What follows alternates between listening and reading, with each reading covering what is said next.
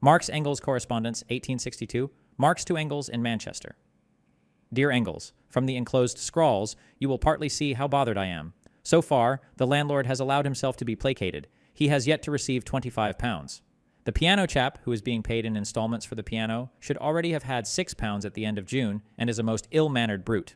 I have rate demands in the house amounting to £6. The wretched school fees, some £10. I have fortunately been able to pay, for I do my utmost to spare the children direct humiliation. I have paid the butcher $6 on account, the sum total of my quarterly takings from the press. But I'm again being dunned by that fellow, not to mention the baker, the tea grocer, the greengrocer, and such other sons of Belial as there may be. The Jewish ninja LaSalle, who, I'm glad to say, is leaving at the end of this week, has happily lost another 5,000 tailors in an ill-judged speculation.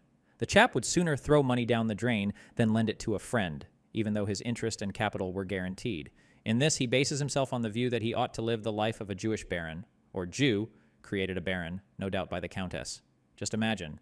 This fellow, knowing about the American affair, etc., and hence about the state of crisis I'm in, had the insolence to ask me whether I would be willing to hand over one of my daughters to Lahatzfeld as a companion, and whether he himself should secure Gerstenberg's Wien patronage for me. The fellow has wasted my time, and what is more, the dolt opined that since I was not engaged upon any business just now, but merely upon a theoretical work, I might just as well kill time with him. In order to keep up certain dehors vis-a-vis the fellow, my wife had to put in pawn everything that wasn't actually nailed or bolted down. Had I not been in this appalling position and vexed by the way this parvenu flaunted his money bags, he'd have amused me tremendously. Since I last saw him a year ago, he's gone quite mad.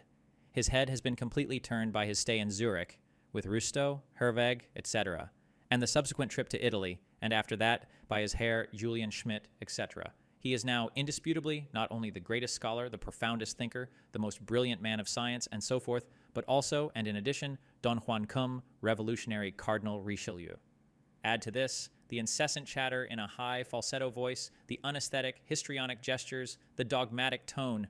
As a profound secret, he told me and my wife that he had advised Garibaldi not to make Rome the target of his attack, but instead proceed to Naples, there set himself up as dictator without affronting Victor Emmanuel, and call out the People's Army for a campaign against Austria. LaSalle had him conjure 300,000 men out of thin air, with whom, of course, the Piedmontese army joined forces, and then, in accordance with a plan approved, so he says, by Mr. Rustow, a detached corps was to make, or rather set sail, for the Adriatic coast, Dalmatia, and incite Hungary to revolt, while, heedless of the quadrilateral, the main body of the army under Garibaldi marched from Padua to Vienna, where the population instantly rebelled, all over in 6 weeks. The fulcrum of the action, LaSalle's political influence, or his pen, in Berlin, and Rustow at the head of a corps of German volunteers attached to Garibaldi. Bonaparte, on the other hand, was paralyzed by this Lasallean coup d'éclat. He has just been to see Mazzini, and the latter, too, approved and admired his plan. He introduced himself to these people as the representative of the German revolutionary working class, and assumed they knew, to use his own words, that his, Izzy's, pamphlet on the Italian War had prevented Prussia's intervention, and in fact that he had controlled the history of the past 3 years. LaSalle was absolutely furious with me and my wife for poking fun at his plans, quizzing him as an enlightened Bonapartist, etc. He shouted, blustered, flung himself about, and finally got it fixed in his mind that I was too abstract to understand politics. As to America, it's of no interest whatever, he says. The Yankees have no ideas. The freedom of the individual is merely a negative idea, etc., and other antiquated, moldering, speculative rubbish of the same ilk. As I have said, if circumstances had been different and he hadn't disrupted my work, the chap would have amused me tremendously. And on top of it all, the sheer gluttony and wanton lechery of this idealist. It is now quite plain to me, as the shape of his head and the way his hair grows also testify, that he is descended from the Negroes who accompanied Moses' flight from Egypt, unless his mother or paternal grandmother interbred with a ninja. Now, this blend of Jewishness and Germanness on the one hand and basic Negroid stock on the other must inevitably give rise to a peculiar product. The fellow's importunity is also ninja-like. If, by the by, Mr. Rustow was responsible for thinking up the march from Padua to Vienna, I should say that he also has a screw loose. Salut, your K.M.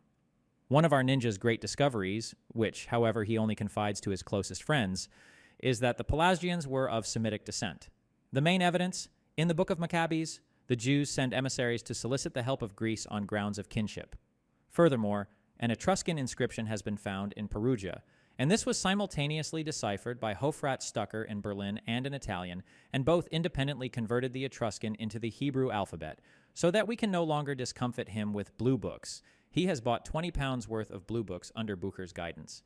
He has converted Bucher to socialism, or so he maintains. Now, Bucher's quite a fine little man, if a cranky one.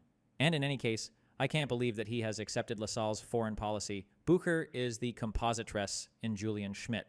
If you'd been here just for a day or two, you'd have been able to lay in enough material to keep you laughing for a whole year. That's why I was so anxious to have you here. One doesn't get an opportunity like that every day.